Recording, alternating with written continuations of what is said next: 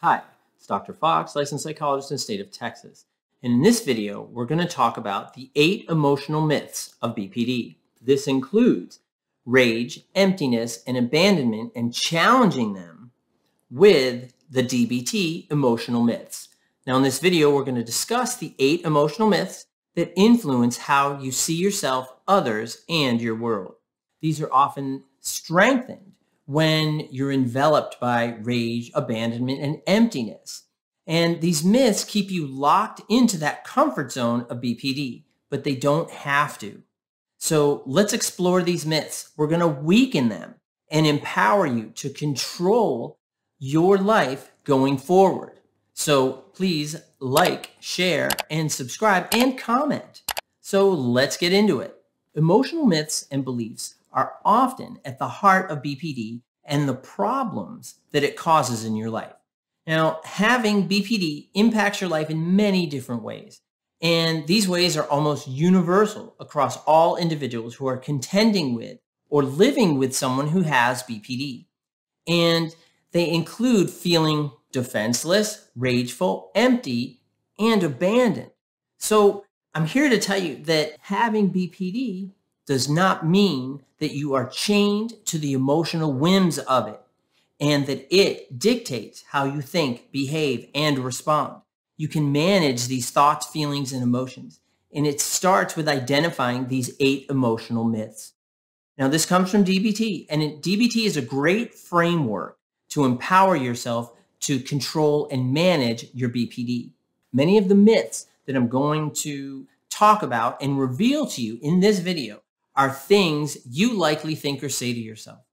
And these myths are potent trickery tools that your BPD uses to keep you wedded to it. Well, let's debunk them, and we're going to dive right in. We're going to get in there, right? So what I want you to do is get a piece of paper for this exercise. And as we go through it, I want you to ask yourself, do I really believe this? And if you do, give it a yes. If not, give it a no. And keep track of how many of these beliefs you hold on to. All right, let's get into it. So the first one, the first emotional myth, and this is, I should never let others know how I feel because they will think that I am weak. Now, if you hold this belief or you have this belief more often than not, then you want to give it a yes. But if you don't, then you want to give it a no. Okay, the next one. I must be really inadequate if I can't fix this myself. Give it a yes or give it a no. If I feel something, then it must be true. Is that a yes for you or a no? Number 4 is if I feel like doing something, then that must be the right decision for me. Yes or no. Now, number 5, I shouldn't try to change the way I feel because that is inauthentic. It may take a little bit to process a little bit, okay, but give it a yes or give it a no. Number 6, I should feel like everybody else is feeling in the same situation. Do you have that? If yes, if you don't have it a preponderance of the time, give it a no. Number 7, life is boring without drama and extreme emotions. Is that a yes? Is that a no?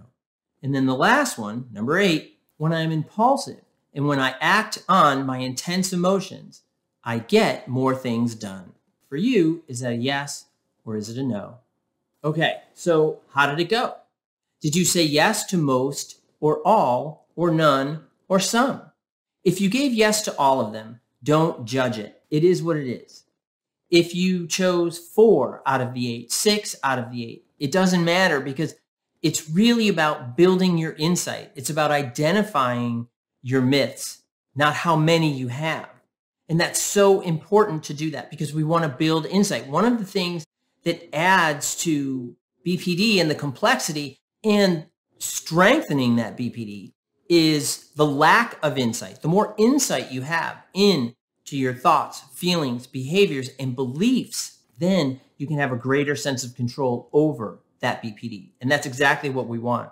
And that's one of the things that I do with my clients is that I'm always trying to help them build insight, build awareness so they are empowered with choice in order for them to control how they behave, how they think, and understand how they feel. Because when they understand it, then they're empowered with choice on what to do about it and how to manage it. So when we go back to the myths, okay, so now that you've assessed how many myths you are wedded to or that occur a preponderance of the time, it's time to change these beliefs that are based on these emotional myths.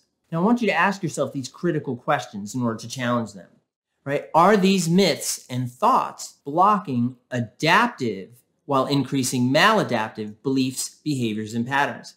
And if so, how? And think about it, right? One of the myths is, I must be really inadequate if I can't fix myself. So this means so you ignore it or engage in it, which are the destructive behaviors, to attempt to prove the myth accurate. And that's really, really problematic because a lot of times, and human beings do this, whether you have a personality disorder or not, is that we live our life to justify our beliefs and our perspective on how the world operates.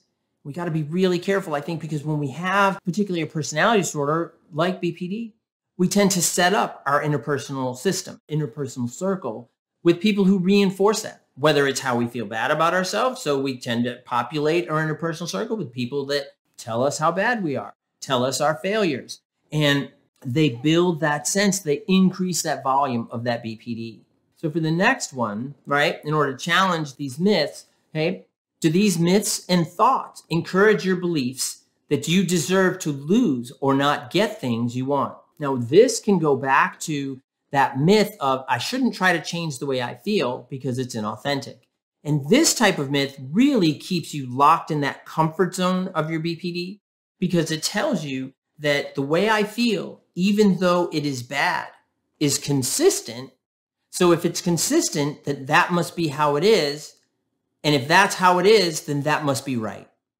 And that can be really confusing because it really prevents you from trying out different strategies, adaptive strategies about doing things differently for yourself. And this particular emotional myth can really keep you locked into that maladaptive pattern that strengthens that BPD. Another challenge is, so do you harshly criticize yourself, call yourself names, and deride yourself that stops you from doing things that increase the probability of success and keep you locked into high probability behaviors of failure, rage, abandonment, and emptiness? And, you may have to go back and revisit this part as well to really get a strong sense as to what we're challenging, what we're talking about. And for this one in particular, we can go back to that myth of I should never let others know how I feel because they will think I'm weak. And this encourages that sense of loneliness and isolation. And when you get that sense of loneliness and isolation, it empowers that BPD to tell you, see, nobody loves you, no one's around you. And then you just look around, you're like, well, no one's here, so my BPD must be right. So my BPD is looking out for me, so I'll embrace more of that. But we don't challenge by being more social. We don't go out and experience other people. And that doesn't mean everybody you meet is going to be cool because like that cool. But, you'll run across people that are not very nice. You'll run across people that you really don't want to hang out with. And you may get into situations where you're friending down.